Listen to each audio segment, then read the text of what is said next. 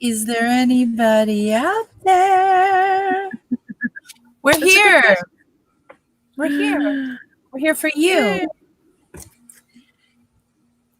I didn't get the notification yet, but it happens. Yeah, sometimes we don't. So. Oh, there it is. Bang. Alrighty. So we're live. Yay. Hi, everybody. Welcome back to Late Night Snacks. We are one half thereof. I am your beautiful host, Irish Melly, along with the amazingly beautiful DeWanda. Hey, everybody. Guys, this evening to discuss the Stephen King's The Stand 2020, which streams on CBS All Access on Thursdays. It's a 9-episode series based kind of on the novel-ish. We'll kind of talk about that a little bit. As we have in the past. Yeah. But yeah, this was episode 6 titled The Vigil. Yes. So we did do this once. So for those of you who missed it, we're sorry. So we're back to do it again. We kind of ran into some technical difficulties. So here we are. We're going to do it again. This is what we call take 2. But here we are. Anyway, I am now going to share the screen. Make them go right. Yep, I'm going to share the screen now, and then we will start discussing the episode. All right. And this, so everyone knows, this is our introduction at the very beginning to Trash Can Man. They didn't mess around. They kind of just threw it right out there. We got no, I have issue with this because we got no background at all on Trash Can Man. No. For this adaptation. We got nothing. They just kind of, it's just kind of some weird guy out there. It just started like this. Yeah, he's just some weird guy out in the middle of nowhere by himself, setting up bombs and blowing shit up. Yeah, so we basically got no to it. Yeah, personally, I think that Ezra Miller's take on this was a little over the top. Ezra Miller was introduced as Trash Can Man. We forgot to say that. And for anybody who doesn't know, or anybody who recognizes him, he was also part of the Fantastic Beasts series. That's where he's from, in case anybody noticed that. Yeah. However, his interpretation is, in my opinion, to pause on there. Yeah, his interpretation of this character, in my opinion, is way over the top. And again, like I said, we can't blame the actor either. I mean, they get to put their spin on these characters, but it's also, what's written for them. And right, I know. Work with. So that's what they chose for this adaptation. And Stephen King, we have to remember, with everything that is happening, Stephen King has signed off on it. And he is writing the finale, which is episode 9.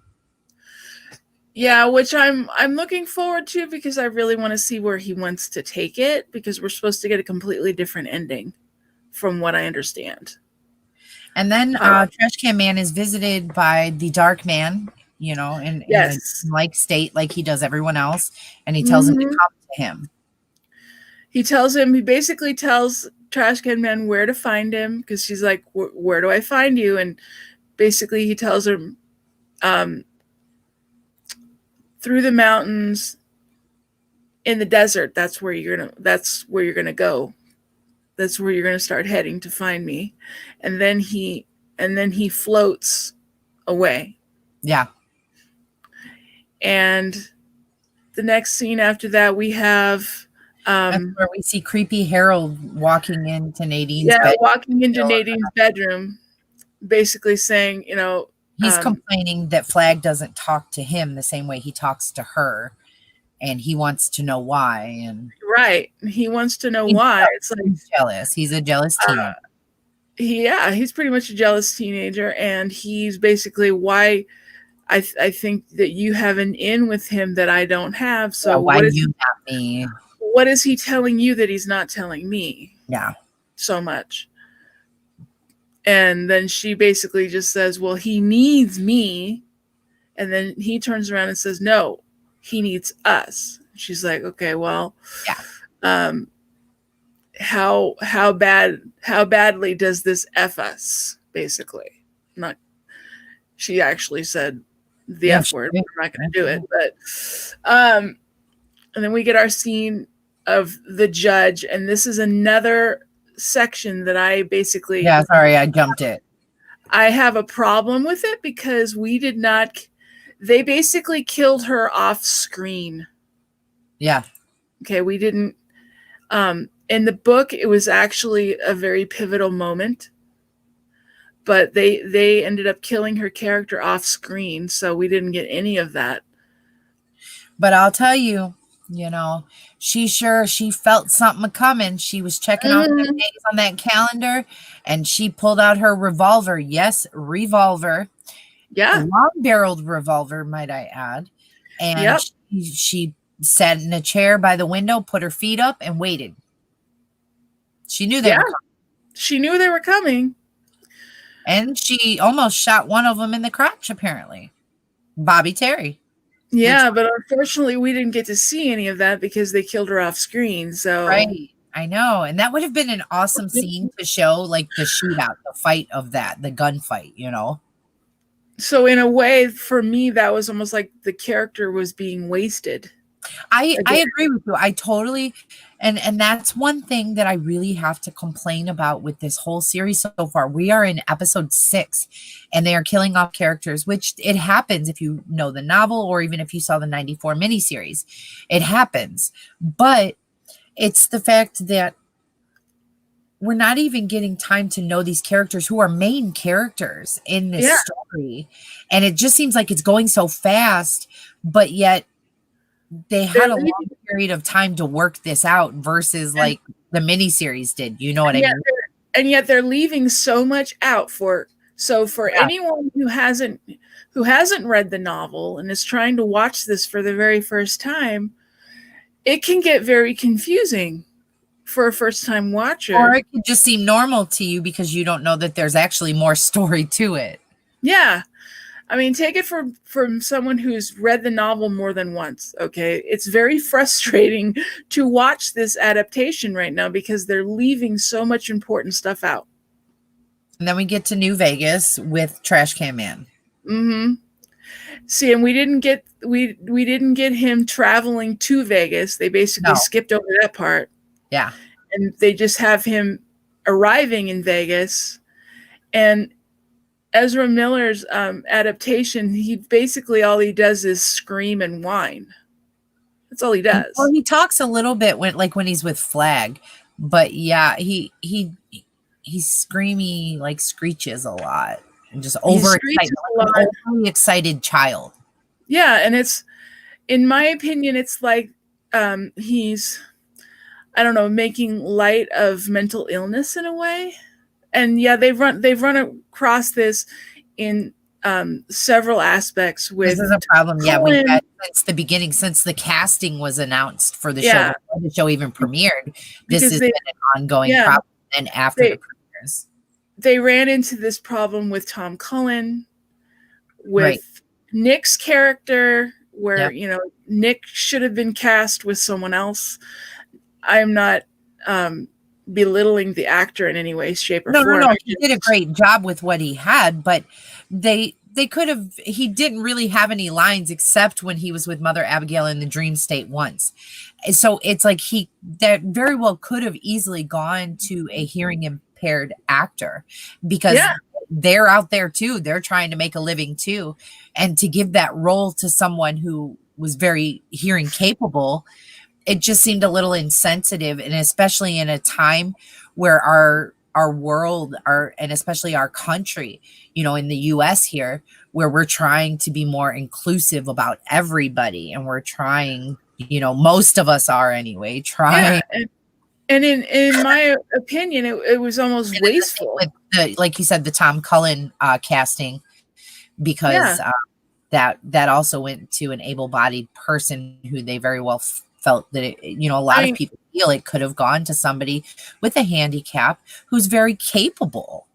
Right. I mean, and I'm not belittling any of the actors here in any way, shape, or No, no, form. I no. And just have like a I said, different because, feeling you on know, it. yeah, they put their own in, but they got to work with what they're given. Right.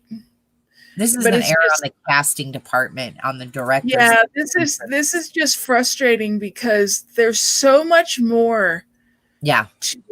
to each one of those characters than was portrayed thus Yeah, far. we didn't get enough story and information, No. and there's some vital things that were left out. I agree. Mhm. Even as someone who, me personally, have never read the novel. I saw the miniseries, but I was very young, and that was in Right. '94. We're in 2021. You know, that was 1994. So obviously, Uh-huh. it's not fresh in my mind. I haven't watched it again since then. So, you know, but I do know the gist of it. It still kind of stays in there, you know. So it's kind of like a fresh start for me watching this series. And I'm enjoying parts of it, but other parts I'm so confused as a viewer because I'm like, wait, why did we even put this person here if they're not there anymore? And wait, Yeah. how did they How get did from point A to point B? this Like be and we're why? skipping, we're time skipping in weird ways where they're skipping over things, and I mean, so it's not filling in and the gaps for the viewer. and to be honest, yeah, they got rid of like the flashbacks and everything that were happening in the first couple episodes, but in a way I kind of wish they brought them back just because it would make more sense if they did, Yeah, because we were getting more backstory in the very beginning that we're not getting right, we're anymore. not getting it now. um so here we have But he tells Lloyd. Trash Can Man he wants the big bomb, the big boom, Yeah, basically, the big that's fire. Isn't that what he says? The big fire. That's what Flagg wants him to do. Is I want you to go to this naval air station Military, and bring back military base. Yeah. this military base and bring back the big fire, which is basically an atom bomb, is what he wants, because he wants to literally destroy everything. Right. And then this is the scene where where Lloyd's not so sure about Trash Can Man, and Flagg tells him, no, he's our man. And this is where he starts telling him he still can't see the third spy. He doesn't know Yeah, who the third spy is. And this is when he tells us for some reason, all he can see is the moon. And right. obviously, as the viewer, we know why, but he doesn't know. But he has no idea, because Tom Cullen has a very pure mind. So, And his thing is always this spells, he can't read or write. So he everything can't spells read or write. N. So it makes it more complicated for Flagg, because he has such a pure mind and he's not able to read and write, and he spells everything, MOON, that spells, Mother Abagail or whatever. That's the reason he's not able to see him. And then you get to see a little bit of Lloyd's vulnerability here, because he's a bit jealous here, because Yeah. he wants to do this, and like, I can Flagg do it is for you. like, your jealousy is shining through. This is not a good look for you. And then our next scene is where we jump to the vigil, or everybody, not the vigil yet. The vigil is in the evening. They're getting ready for the vigil right now. They're searching for Mother Abagail, because if you guys remember at the end more towards the end of last episode, Mother Abagail left. She said, I'm going on my mission, on my journey. She left. She said, don't come looking for me. So basically we have the committee members. They're all at Mother Abagail's house. They're getting ready for the vigil. And then Nadine shows up with Joe, with cards from all the kids, wishing for Mother Abagail to come home. So that's her excuse to get in the house, is that that's her cue to come in the house. So she brings with Larry. So she brings the bomb, which comes in like this little tube, but we never get to see what place it. She realizes the kids are going to be at this vigil once Larry says something, and that triggers it to her. And she's like, wait, you can't take these kids to a vigil.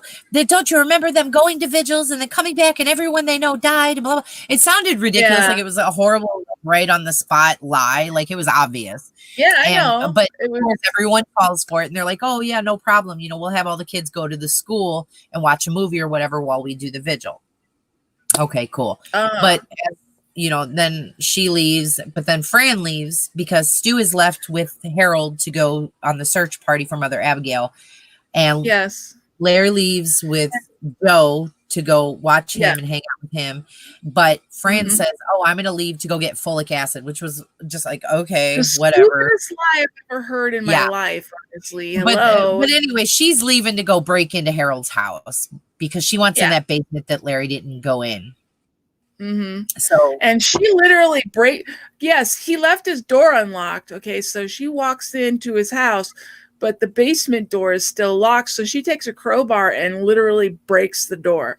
I But love that she she's uses standing there though, and she's like, "Okay, Fran, pregnancy brain. If you're pregnancy right, brain. if you're Yeah. right, you're right. If you're not, we blame it on crazy pregnancy brain." I'm like, "Yeah, I've Yeah. been there." But she goes down there and she basically sees the monitors of like her bedroom, and we still don't know what that third We monitor is for. still don't know what's on that third monitor. I know I kept trying to look at it and pause it, and they still don't show all the monitors, so we don't know.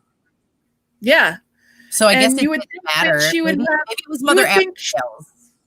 and you would think she would have a more shocked look on her face when she looks at the monitor and sees her own bedroom. Hello. Right. But she didn't have that much of a reaction to it. I was surprised. Right. But then again, she walks away from that and goes into the other room because there's another room in there. She opens the door, and that's where she finds his manifesto. Right. Where he's basically saying, this is my plan. I'm planning on killing everyone, especially Stu Redmond, blah, blah, blah, blah, blah. Right. And she just kind of skips through it. She doesn't really read all that, but she finds all the No. box stuff. Harold shows up and he's like, "It wasn't supposed to be like this. This was supposed to be my great journey, my great adventure." Whining like the 16, whining like the 16-year-old that he is. Yeah. Exactly. And so he pushes Fran back and locks her in the room because he doesn't want her to get hurt. We know he doesn't. He wants to kill Stu. He doesn't want to kill Fran. He thought he did, but he doesn't. No. He's trying to protect her. Right. He leaves and he goes to meet, Nadine with her thing. But then we see that Nadine has now gone to Larry's house to pick up Joe. And that's when she leaves and Larry finds out that the batteries are gone out of his walkie when he tries to use it. So he tries to leave on his bike and he realizes like she the line disabled it to his bike. He can't drive. So he can't go anywhere. So she was protecting him just like, Harold protected Fran is what it is because they both have feelings for these people. But then we get the scene with back to Tom where Tom is in, the basement warehouse where they clean up the bodies and everything from their fun teams. And he has a machine in front of him and it says like run, stop, something. But that's the whole point. And he still has this letter that he got that said run. And he doesn't know what it says. So he compares it to the machine and realizes it's the same. And he was smart because he called the lady over, but he didn't show her the paper. He asked her what the machine said, what the word on the machine was. And she told him it's run. She's like, "You don't know run? What are you? You don't know run?" And she's like, "Run, run your ass upstairs and clean the puke out of the fountain." Yeah. And so, he goes to do that. But now he knows what this says. He knows the importance, the urgency of what basically now he knows it's time for him to leave. Right. And so he goes down. There's a truck that's where they take all the bodies away. So he goes and climbs into the back keys underneath the bodies. Man, you finish it, but leave the keys on the seat. Mm-hmm. So then that's when he climbs in and hides under all the bodies. Yeah. Because there's actually a lot going on in this episode because we have the killing of the judge, which happened off screen, but they bring her body in and Flagg is none too happy about the fact that they bring her body in. And he's not happy because he wanted her alive. And then we get Bobby Terry, who's the one who killed the judge. Yeah. He has to answer to Flagg now. And because he said under no circumstances was she to be killed. I wanted her alive because he wants to know who this third person is. But little does he know, they don't know who the third people are anyway. They didn't know who the other ones were. Right. But regardless, he wanted her alive. Bobby Terry refuses to apologize and, basically kiss Flagg's ass. And so he flicks him off and he's like, basically like, fuck you. And he walks away and he takes his chain wallet off. Okay. Oh my God. And he closes the door behind him, knowing they're going to come after him. And he takes a chain from his chain wallet and wraps it around the door handles and locks it. Like that's going to hold somebody, right? And then he takes off down the hallway trying to get to the elevator. It won't open. It won't open. Here comes Flagg, Bobby Terry. And he's coming after him. You screwed up. Yeah, you screwed up. Yeah. And then so the elevator closes. Bobby thinks he's safe. Let's see if I can get to it. Safe. And then he sees Flagg sitting on the floor underneath him. And then Flagg sitting on the floor in the elevator. And then we have one of the most gruesome scenes thus far, which we're not going to show here, okay? But we are going to talk about it. Yeah, I'm trying to make sure I don't. Yeah, we don't want to necessarily show that because, that's really graphic. It's just loading slow, so I'm not sure. He basically beats the ever-living crap out of this guy in the elevator for everyone to see. Oh, this is where he sees him. Okay, we're in the elevator. This is where he sees him, and he realizes. Okay, well, let's just go ahead and stop right here. We're not going to show it. We're not going to show anything. He pulverizes this guy by slamming him up against the elevator, back and forth, just slamming him around. And then he decides, that's not enough because it's literally blood pouring down the elevator, down these clear walls. And everybody below is sitting there watching this. Yes, and they're like, oh my God. And then he decides to sink his teeth into his neck and take a big chunk out of his neck right as the doors open. Yeah. And this is where they finally get to see the wrath of Randall Flagg. Because he's covered in blood all over his face, all over his clothes and everything. And then the lady basically says, oh my God, I'm sorry. I'll get somebody to clean it up right away, Mr. Flagg. And she calls down on her walkie. She's like, bring me that guy, that guy. The Moon Man. Mr. Moon. Or no, Mr. Moon. And then Flagg hears this and he realizes, he's like, where can I find Mr. Moon? And this is when they go downstairs to look for Tom. And that's when he's hiding under the bodies. He's hiding under the bodies in the truck as they are trying to find him. But luckily he gets out. So that's the good part. So he actually gets out. And now he's going to be heading back to Boulder, basically. Yes. And that is actually different from the book. In a lot of ways. I didn't mind it though.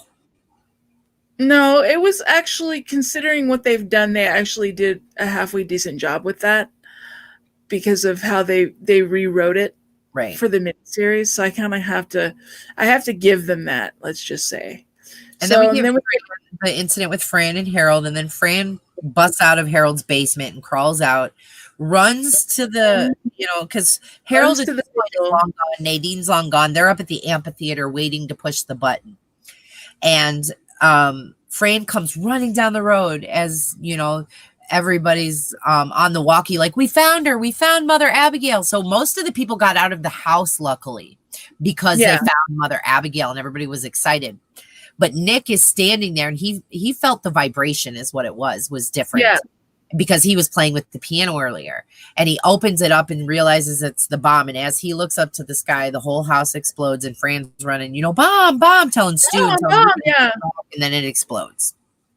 So poor Nick is gone. Okay. Spoiler alert, Nick is gone. Spoiler, Nick is now gone. You're here for spoilers. So yeah, because we're not going to hide any of that. However, I am disappointed with what they have done with Nick's character, because Nick deserved so much better than that. He deserved more time. I needed more time with him just to know the character. I feel like this was a main character. This was Mother Abagail's right-hand man, her voice. He spoke for her. And we didn't even know who the guy was other than how he was a guy and that he was a sympathetic, empathetic soul. But I mean, we didn't know anything, whereas in the miniseries and in the book they give you more information on Nick. There's he gets so much information that was left out. It was so short. A miniseries. This is a whole series, and this was a miniseries. And yeah, so I'm not happy with that either. No, I'm not happy at all. It's almost like a total waste of the character, in my opinion. They could have, I mean, literally, they should have, if they were going to treat him like this, they should have just left him out, because it's almost like they did in when you think about it. Yeah. And this is Joe has his little scene with. Oh, and Joe has his little scene with Mommy Nadine's different. I forgot we didn't mention that. Mommy we did. Different from Nadine. Yeah, Nadine and Mommy Nadine are two different people. When they're at the school, that's when Joe was the one who realized that he found Mother Abagail and started screaming when he found her, and that's when they all came to her and everything, and they took her to the infirmary, and that's where most of the people started traveling to when they announced that, because otherwise it would have been, the whole town would have been gone. And this was a big moment for Joe, because this was the first time we finally got to hear him speak. Yeah. And he only spoke to Larry, but yeah, we finally got to hear him speak. And I was kind of hoping that they were going to touch on that a little bit more, but they didn't, unfortunately. There we go. That's when he pushes the button. Creepy Harold. Yeah, that's how the episode ends, is with the bomb going off. Yeah, that's when they both push the button to set the bomb off. Yeah. And that's basically where the episode ends. Yeah. That's where it ends. But we will be back for you guys. We promise. We love you. We will be back with episode 7 very short. We know we're a little late, but it's coming. However, maybe tomorrow, however, before we go, we have to give this a rating. Yes, we have to. 1 and 10, okay? It's a good thing we're redoing it, because we forgot our rating last time. We forgot our rating last time. For me, between the 1 and 10. Just the episode, not based on the book. The episode, I know. For the whole episode, for this one, I'm probably going to have to give it a 6. 6, okay. Okay. This one was not as high for me. I feel like they were really good at the beginning, and now it's kind of going down with my rating scale anyway, because I'm just not as impressed. And there's a lot of things and like I said, I'm coming at this from almost a completely new perspective of just seeing it for the first time, like a lot of our viewers are. Yeah. So I understand, and I'm telling you, the frustration's there. It's real. And it's frustrating for me to give it a 6, but it's a 6. I'm sorry. Right. But there was still things I did enjoy about this episode. There was things I really liked about the next episode, but we'll talk about that next episode. Talk about that when we talk about the next episode. But so I mean, there were a few standout highlights. So maybe a 6.5, a 7. Because I know my ratings tend to be a little higher than yours, because I'm not as biased as you are. Hey, I will not apologize for being biased at this point, because I'm expecting a lot. Girlfriend, I got you. I'm expecting a lot from this miniseries, and right now, I am disappointed, to tell you the truth. There are parts of it that I really, really like, but there are parts of it that I am so disappointed with, I can't even explain it. It's just really sad when you think about it. Yeah, I get you. I feel you. I understand why. But with that, we have brought you guys Stephen King's The Stand 2020. And this was episode 6, titled The Vigil. With that, I have been Irish Melly. She has been DeWanda. And we are one half of Late Night Snacks. We love you. We love you for being here. Wait, there we go. We love you. We love you for being here. Remember, be kind to yourself, and please be kind to someone else. Bye, guys. All right, guys. We will catch you in the next one. Take care. Bye.